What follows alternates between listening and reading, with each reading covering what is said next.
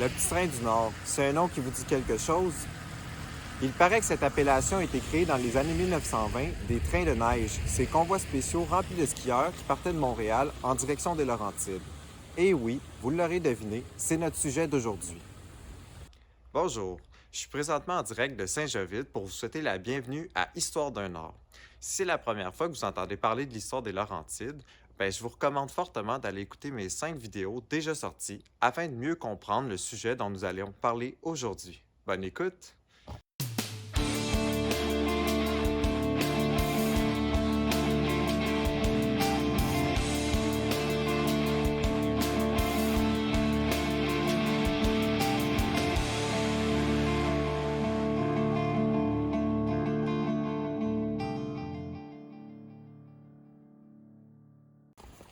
Mon nom est Philippe Aubry, à l'Histoire d'un Nord.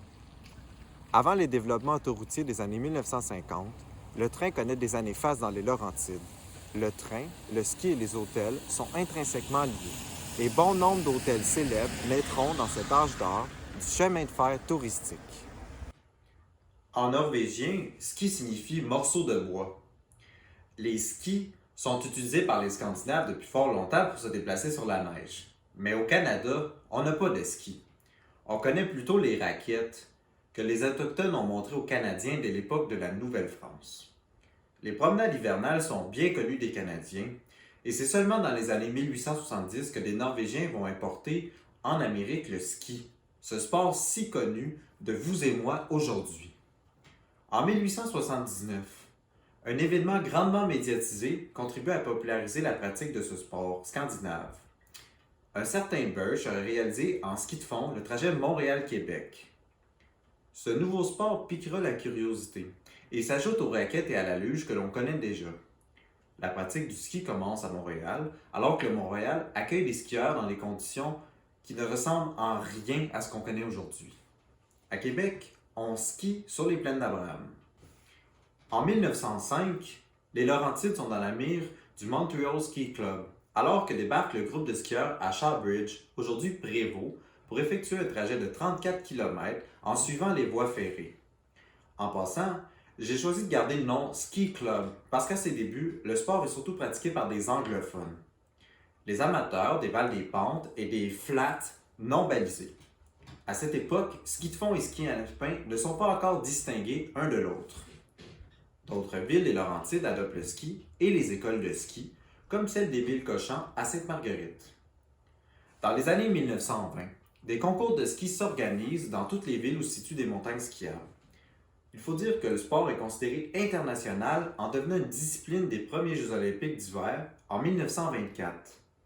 Dans les années 1930, la compétition Québec-Canada et la Taschereau vont mettre Mont-Tremblant sur la carte. Ces deux épreuves de ski sont des courses annuelles canadiennes de grande envergure. Je pense que je dois clarifier que l'on nomme la compétition Québec-Kandahar ainsi en l'honneur de Lord Roberts of Kandahar, un militaire britannique anobli à la suite de ses exploits dans la guerre Angleterre-Afghanistan dans les années 1880. Il crée lui-même une compétition en son nom, tenue pour la première fois en 1911 en Suisse. Éventuellement, la Suisse déménage au Canada parce que la réputation des Laurentides lui vaut le titre de Suisse du Canada. Simple de même. Aucune autre région du pays ne connaît une aussi grande concentration de domaines skiables à l'époque. Toujours dans les années 1920, les villes rivalisent pour avoir le titre de championne du ski. Sainte-Agathe-des-Monts est bien en vue et innove pour attirer les skieurs. Un bricoleur de la région invente l'aéroski. Il s'agit de Moïse Paquette. Son invention consiste en un avion sans ailes qui tire les skieurs sur le lac des Sables gelé à des vitesses de 120 km/h. Le ski est tellement populaire dans les Laurentides à la fin des années 1920 que le Canadien national et le Canadien Pacifique lancent les célèbres Trains des neiges, des convois spécialement pensés pour amener les skieurs dans la région. Le succès est immédiat. Les premiers hivers voient des trains bondés. Les trains spéciaux circulent chaque année entre le 23 décembre et le 25 avril. L'hiver 1938-1939 est immensément populaire. 111 777 voyageurs empruntent 299 trains. Pour vous donner une idée, dans un samedi hivernal commun, il y avait jusqu'à 7 passages. C'était la fête à bord des wagons bondés. Pour certains, c'était l'occasion de rencontrer, même pas besoin de Tinder.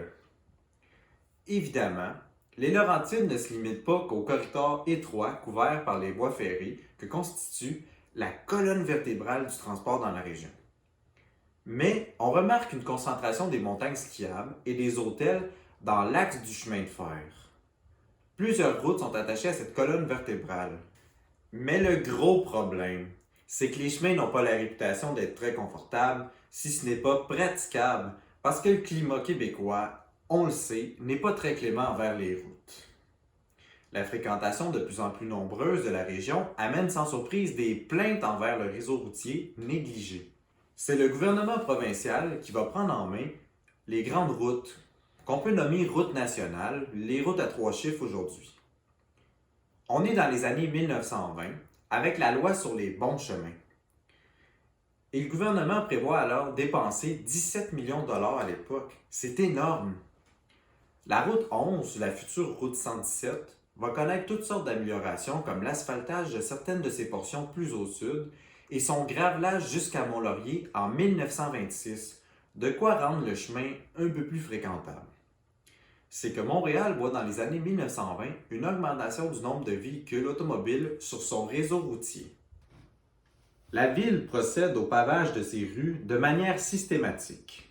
Avec la ville industrielle polluée, bruyante et surpeuplée, on peut comprendre que les Montréalais aisés veulent sortir de leur ville avec leur voiture désormais. Les municipalités laurentiennes n'ont pas d'autre choix que d'améliorer le réseau routier sur leur territoire pour le rendre lui aussi plus agréable à la circulation automobile. Pour résumer, l'automobile fait progressivement son incursion dans les Laurentides à partir des années 1920. Mais le train conservera la suprématie tant et aussi longtemps que les routes ne seront pas ouvertes en hiver. Il lui reste encore 2 bonnes décennies de gloire devant lui, car ce sont les années 1940 qui amènent le déneigement de la route 11. Des projets d'expansion du réseau ferroviaire de la région restent sans lendemain, ce qui est surprenant quand on pense à tout le potentiel que le train confère à la région des Laurentides. Les derniers trains des neiges rouleront jusqu'en 1964, alors que l'automobile a déjà pris le dessus sur le train, avec le développement de l'autoroute des Laurentides des années 1950-60, la fameuse autoroute 15. Mais bon, l'autoroute, c'est pour un prochain épisode. Pour le moment, on est encore dans un sujet un peu plus joyeux, le ski et la Grande Dépression des années 1930. Le nord de Montréal est la cible des touristes. Chaque municipalité voit des petits centres de ski apparaître sur son territoire. En plus, l'invention du remont de pente révolutionne le ski alpin en facilitant la pratique du sport. Fini la difficulté et la lenteur de monter à pied la montagne pour la dévaler ensuite. C'est d'ailleurs à partir de l'invention du remont de pente que l'on considère que le ski alpin et le ski de fond sont clairement définis. Le premier se pratique en montagne et les skis seront moins longs, alors que le second peut se pratiquer sur des étendues plates avec des skis très longs pour glisser sur la neige. Les premières remontées mécanisées sont appelées rope tow parce que ce sont des câbles sur poulies tirés par des moteurs de voiture.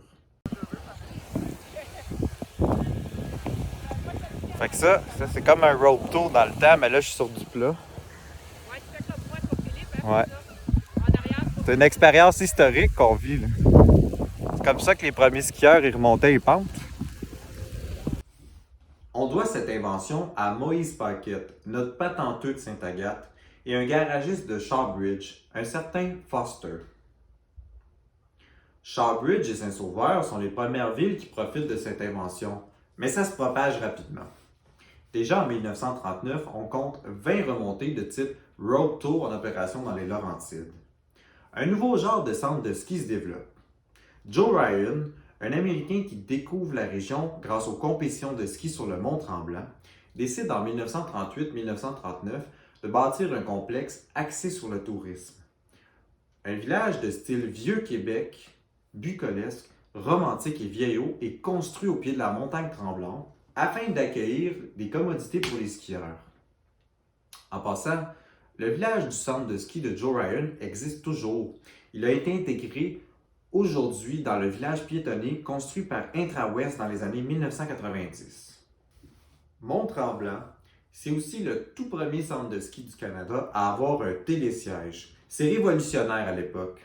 Unique au Canada, seulement une autre montagne en Amérique du Nord en possède un dans les années 1930, le Sun Valley Resort dans l'État d'Idaho.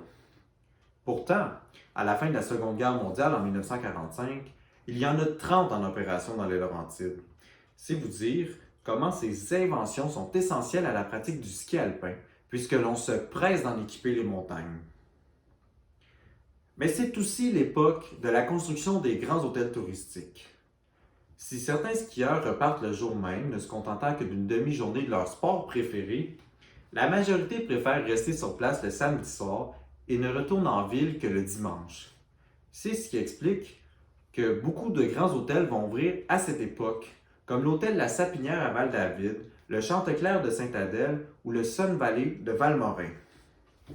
J'ai mentionné un lien très fort entre hôtel, ski et train. Ainsi, de Saint-Jérôme à Mont-Laurier, une multitude d'établissements vont ouvrir leurs portes ou bien agrandir leurs installations, comme c'est le cas pour le Grey Rocks à Saint-Jovite. C'est donc une occasion de fonder des complexes hôteliers de ski, en joignant ensemble les deux activités. Il suffit d'avoir une petite remontée mécanique, un entraîneur de ski et quelques pistes pour connaître le succès. À Sainte-Marguerite-du-Lac-Masson, l'hôtel de la Pointe-Bleue, construit en 1937, ne dispose que d'une seule piste, par exemple. Le domaine d'Émile Cochant repose sur la même recette. Cours de ski, piste et remontée mécanique, tout ça sur le même terrain. Toujours près du lac Masson, dans les années 1930, le Belge Louis Ampin, que l'on connaît aussi sous le nom du baron Ampin, choisit d'acheter une grande partie des terres autour des lacs. Ampin rêve d'un domaine touristique qui porte le nom de sa région natale, le domaine d'Estérel. Il se donne des moyens à la hauteur de son portefeuille, et c'est ainsi que l'architecte Antoine Courtens dessine des édifices de style Art déco paquebot dont il n'existe aucun autre exemplaire dans les Laurentides. Rien n'arrête Louis Ampin, qui fait même construire la route qui va relier son domaine à la gare de train, à ses frais, en vue d'attirer la clientèle. À ce sujet, un épisode complet sera réalisé si le sujet vous intéresse. Alors dites-moi-le dans les commentaires en bas. Un autre nom à retenir dans l'histoire du ski laurentien est celui du Norvégien Herman Smith Johansson, plus connu sous le nom de Jack Rabbit. Ce sont les cris au Nihilawak qui le baptisent ainsi, vu son agilité à se déplacer sur la neige, alors qu'il est vendeur d'équipements de foresterie au Témiscamingue. Amené à rester à Montréal en 1928, il découvre les Laurentides qu'il choisit d'habiter dès 1932. Le crash boursier de 1929 change ses plans de carrière. C'est alors que le célèbre skieur va s'impliquer au développement des centres de ski laurentiens en installant des remontes-pentes à Sainte-Agathe et Sainte-Marguerite. En plus, il va donner des leçons de ski. Il défriche et balise des sentiers de ski de randonnée pour le compte de la Laurentian Resort Association, qui est un regroupement des établissements hôteliers de la région. On lui doit la célèbre Maple Leaf, qui relie les hôtels entre Labelle et Shawbridge. On lui doit des carnets de sentiers de ski de fond, les Skier's Book, sous la commandite des cigarettes Sweet Caporal. Et oui, sport et cigarettes, un duo iconique. Jack Rabbit continue de tracer des pistes bien après les années 1930, même lorsque le ski de randonnée devient moins populaire que le ski alpin dans les années 40. Notre cher Jack Rabbit n'est pas trop chaud à l'idée et paraît-il qu'on pouvait le voir au pied des remontes-pentes en train de sermonner les skieurs. Après une période creuse, le ski de fond redeviendra populaire dans les années 60 et le Canadien Pacifique rendra hommage au grand Johansson en 1975 lors de son 100e anniversaire. Pour l'occasion, on relance le train de neige pour un dernier départ. Infatigable, Herman Smith Johansson va skier jusqu'à ses derniers jours et la légende du ski s'éteint finalement en 1987 à l'âge vénérable de 111 ans. Le ski et les Laurentides, c'est une histoire intimement liée.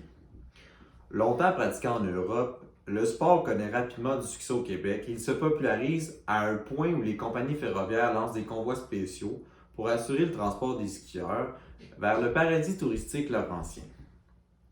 Le réseau hôtelier qui se forme depuis les débuts des années 1890 gagne en importance et assure que le tourisme sera le salut économique des Laurentides. Des nouveaux établissements se construisent dans les années 30, au moment même où la pratique du ski se divise en deux sports, le ski alpin et le ski de fond. La mécanisation des remontées mène à la création des grands centres de ski autour des montagnes.